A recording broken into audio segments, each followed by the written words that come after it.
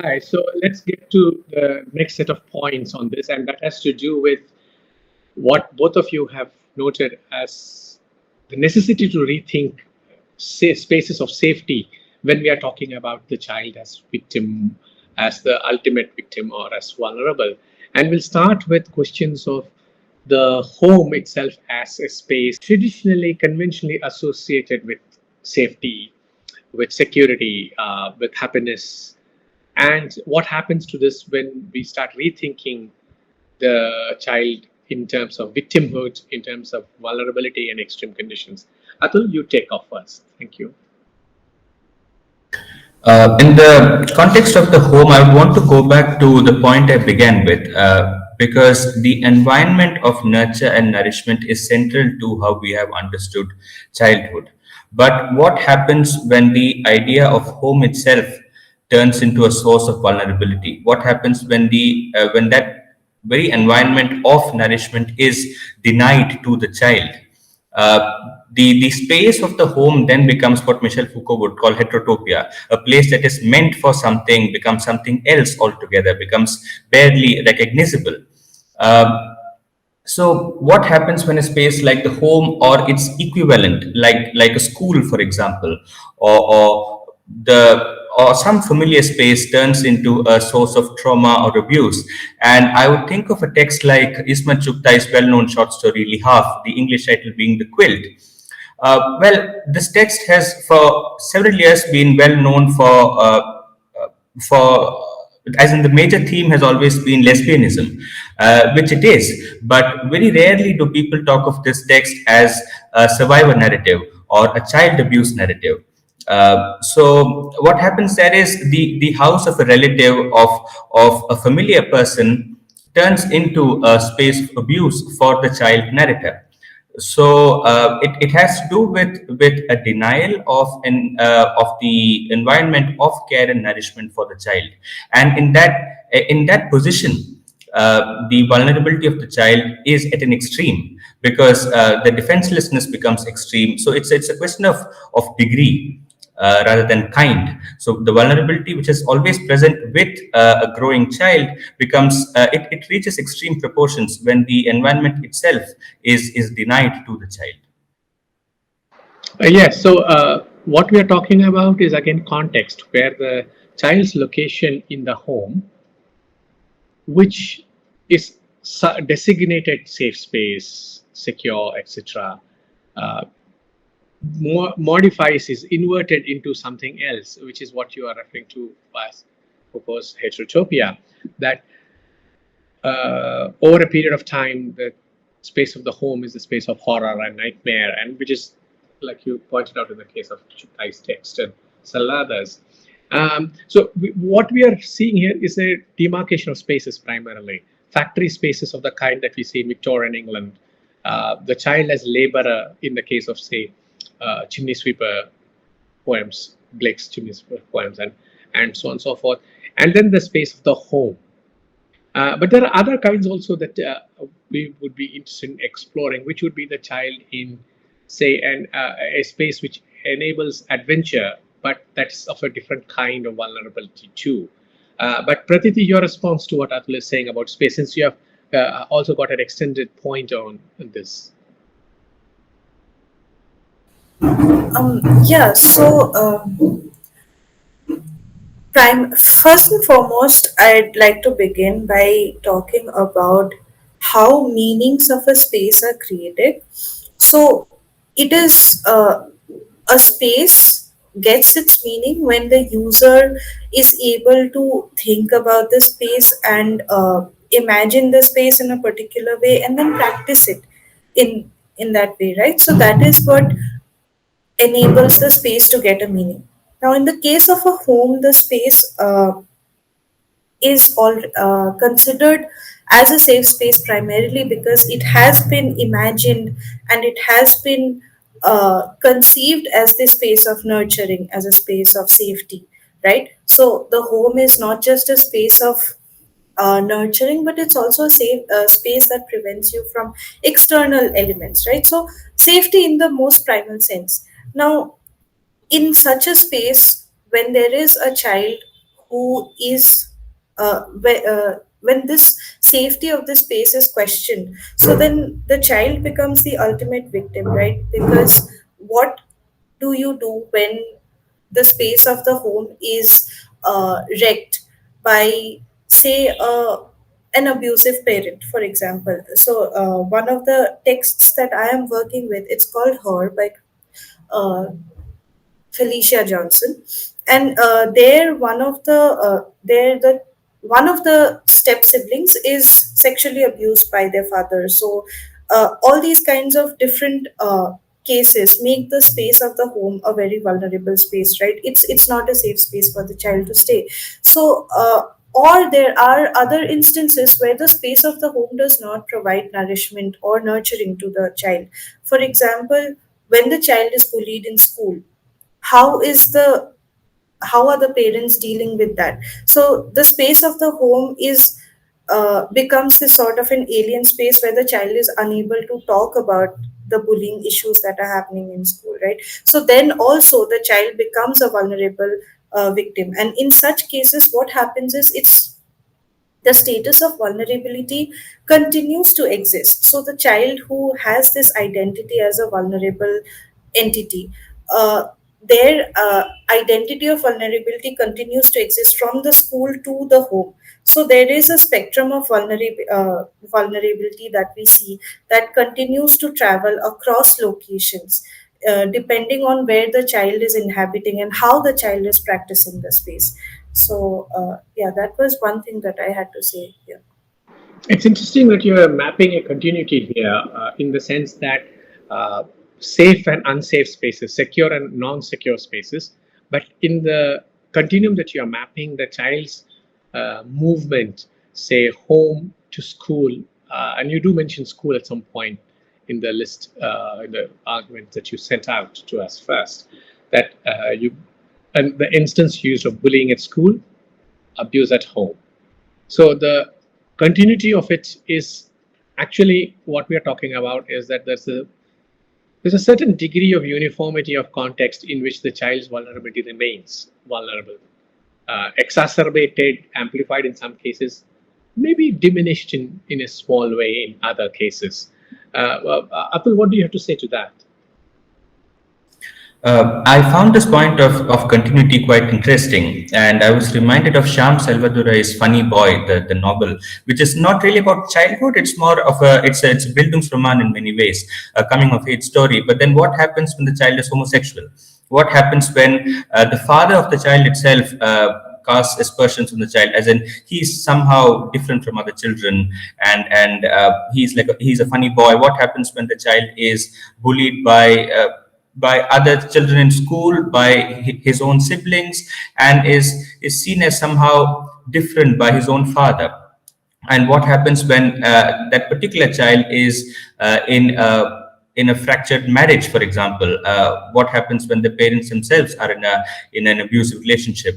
So there are degrees of vulnerability which get, as you said, exacerbated, and the degree is subject to the particular social and political situation that the child finds him. The childhood itself is centered on the child himself or herself uh, is in. So yeah. And to keep this argument going, we know of extreme situations where, for instance, we see child soldiers. This was Sri Lanka, many countries in Africa, where the children are placed in situations that clearly are unimaginable for most of us. That the child actually goes to war. So what we are looking at is also, since you mentioned the word, a Bildungsroman, which is, for want of a better word, twisted in some sense. The child does grow up, but what is the nature of growing up? And because the question of war is a question of extreme situations, moving far beyond abuse, domestic friction, things like that. Pratiti, something on this? Don't you think in these conditions the definition of growing up itself changes, right? The the whole idea of growing up as something which is linear, which happens over a period of time, which happens with care and nourishment, all those definitions are wrecked, right? And all of them change when we think of child soldiers and we think of growing up too fast, too soon, right? So that is also that is kind of interesting. So then, how do we? So does that then form a different kind of vulnerability? The ability. But also the question that you people have been constantly bringing back into the loop. If that is the place where the child is growing up, and traditionally that is called home, then what is the nature of that home in which the child is growing up? For example, if the child is a child soldier and the child is a part of a militant group or a military cartel or something like that, where uh, violence is endemic and a daily routine, this is a place of growing up. But also interesting and worrying is the fact that it is a source of identity for the child. That's where you identify yourself with, right? That is the place where you say you belong. Now, we will say immediately as a kind of reflex response that surely you cannot think of that as home. But if that is where they believe they belong, if that is where they think and affiliate themselves as belonging to, then what is the nature of the Bildungsroman itself? You grow up in a space endemically marked by violence, scarred by death, destruction, pillage on a daily basis. Uh, you no longer play with toys, you play with guns. Uh, Whatever you staged as, or children under quote unquote normal circumstances stage as battles with toys and figures, is real time. And you know the stories of the Somalian children with their arms cut off at the elbows and things like that. It's a Bildungsroman of sorts. But what is the nature of the Bildungsroman? So I think the point Pratiti is making about continuity of spaces brushes up against this problem where this is the only home the child knows. Kidnapped at a very early age, recruited into the army, forced into doing things that would be unimaginable. But that's the only life the child knows. So if that is the case, then you have to think a little bit about the process of growing up also. Atul, would you like to respond to the point that Pratiti just made? Yeah, no, when children grow up in extreme circumstances, whether it is war-torn Sri Lanka in Salvador's case, or for that matter, in and around, as in becoming a pawn in the great game between Imperial Britain and Russia in the case of Kim in Kipling's text. As you said, I mean, what is the nature of the home the child is growing up in, and what is the nature of the growing up itself? In that sense, in that context, one gets a sense of the fact that the whole idea of home itself is called into question, as in the idea of the home itself becomes very shifting, very elusive in that sense. I mean, the conventions that are generally built around the idea of home, around the idea of childhood and growing up, they tend to give away in circumstances such as you mentioned Somalia, or for that matter Sri Lanka or British India. The whole construction of an ideal childhood, an idyllic childhood, or for that matter, childhood surrounded by friends and family and loved ones, that tends to give away. And also, I mean, across the world, wherever there is conflict, there is no as in the conventional idea of the home does not really hold. So the very idea of home itself becomes vulnerable. The idea of home and growing up, they themselves become vulnerable to social and political circumstances. Yeah, Pratiti, do you have anything to add to Yeah, this? yeah. I'd like to add. So I was thinking like. When we're questioning the nature of home and growing up, right? So there's one idea that comes to my head is the idea of precariousness and precarity. That is, growing up and home, they both become very precarious, don't they? In a situation where the norm is to live dangerously, right? So what then happens to the life itself is always in mortal danger. The child is living in situations which are not considered quote unquote normal. So I'll go back to the first argument that I started with, which was the whole idea of looking at the child as this ultimate vulnerable victim, and these ideas stemming from the Enlightenment period and the Enlightenment thinkers, right? So when we are considering children in such extreme situations, war torn areas, conflicts, refugees, workers, factory workers, right? So these ideas of the Enlightenment ideas that the child is something that is the ultimate vulnerable being, and the child is something that needs to be taken care of. All these ideas get completely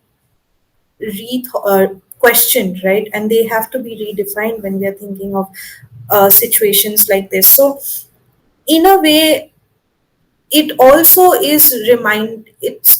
reminding me of how Rousseau envisioned childhood, as childhood needs to be this stage from where people have to, if people have to survive.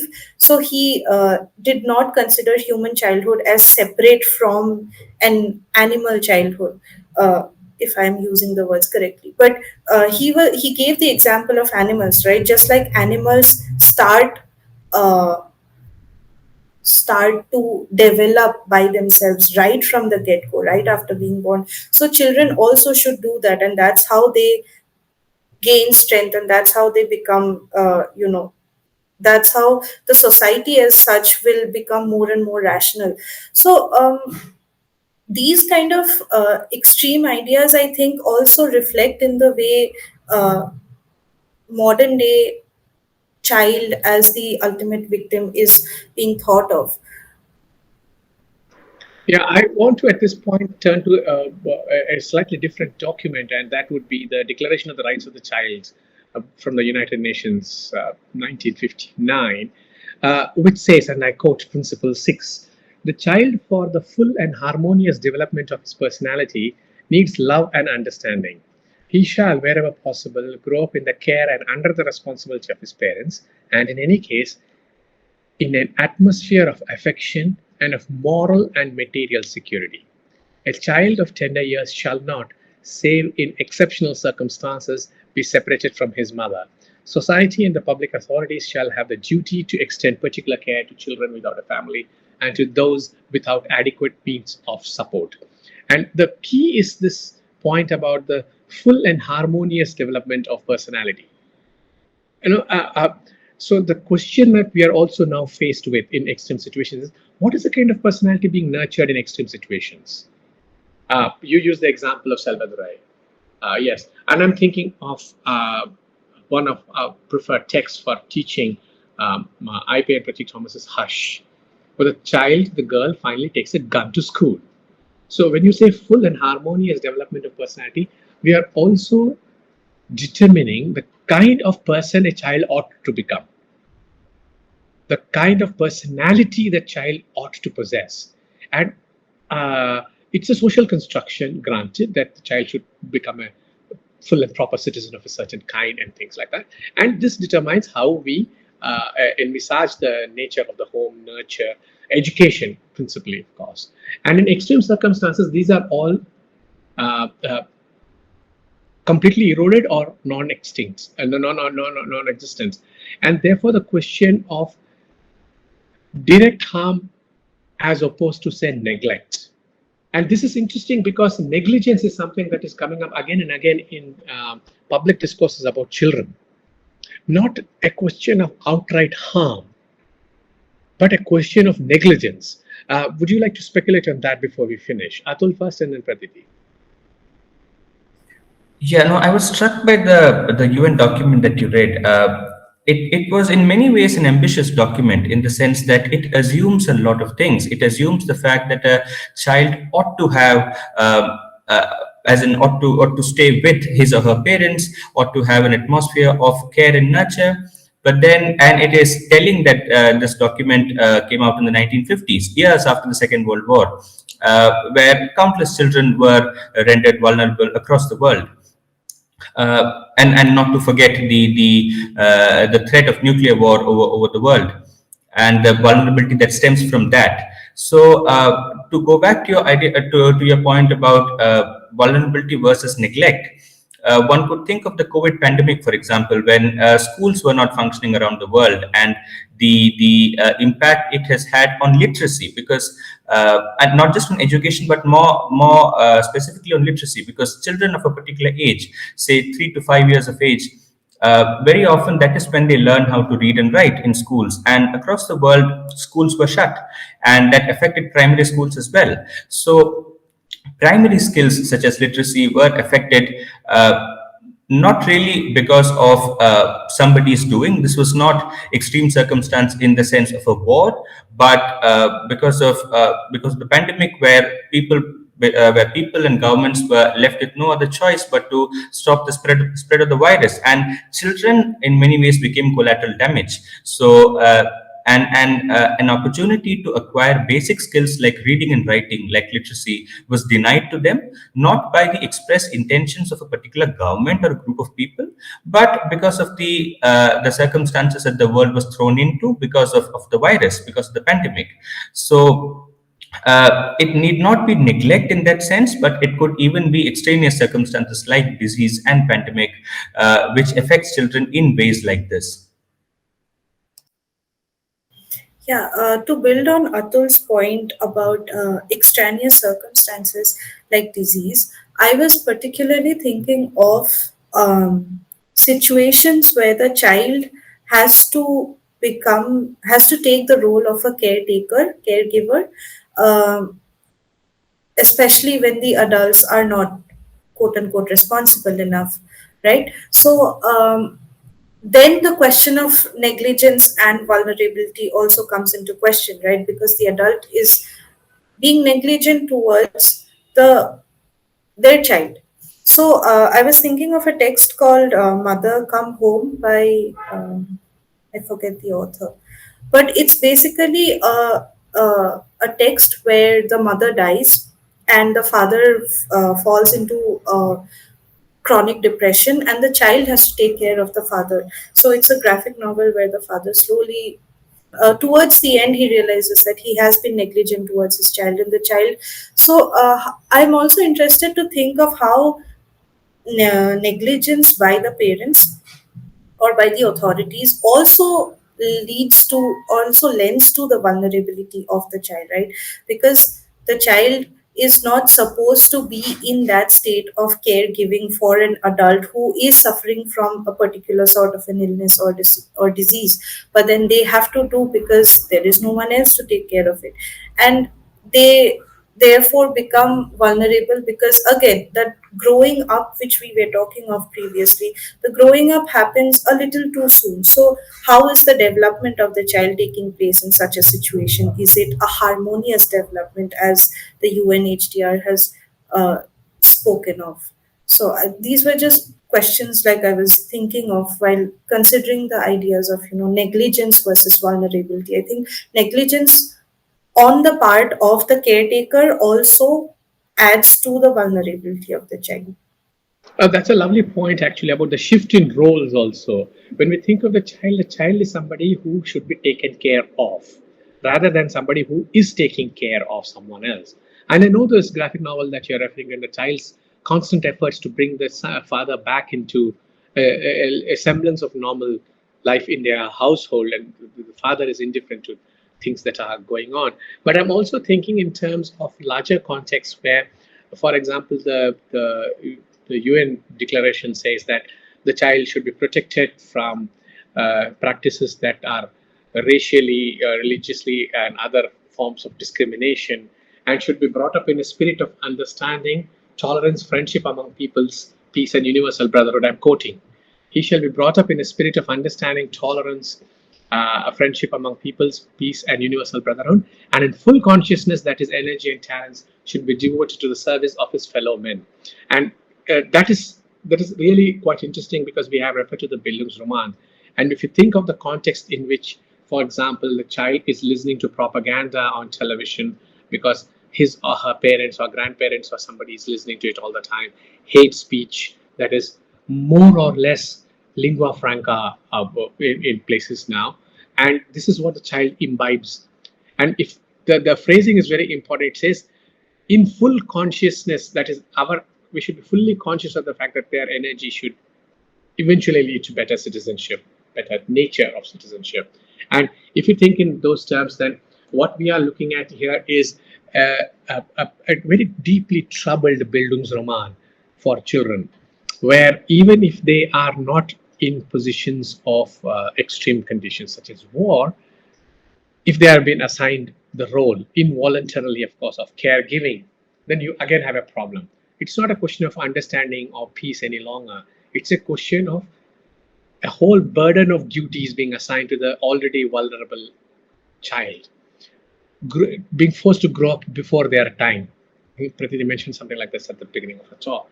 So what we are looking at here is that practically all of our discussion focuses on the contexts and conditions in which the child arrives, grows up, or leaves. So this could be places of great comfort and security, which have been inverted, the heterotopia that Atul spoke about.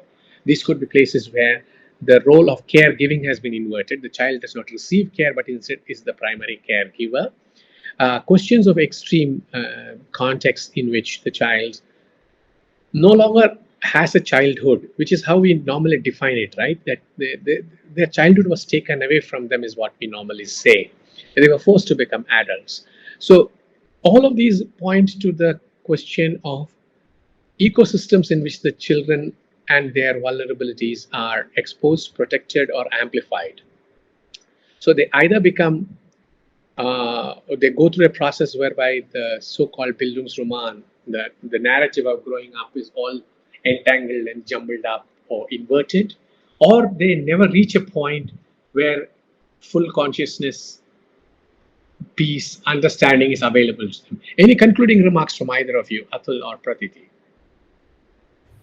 Yeah, just to add to the whole ecosystem point that you had made, I was very urgently reminded of this novel called A Thousand Splendid Suns by Khalid Hosseini, where it's interesting of how it's not about the main characters, but then the main character Maria when and her son, and we see this ecosystems and how they are working. So when Maria gives birth to her Mariam, I think, yeah. So when Mariam gives birth to her son, and she is her first husband is an abusive husband, right? So the son also imbibes those qualities, and he starts abusing his mother as well.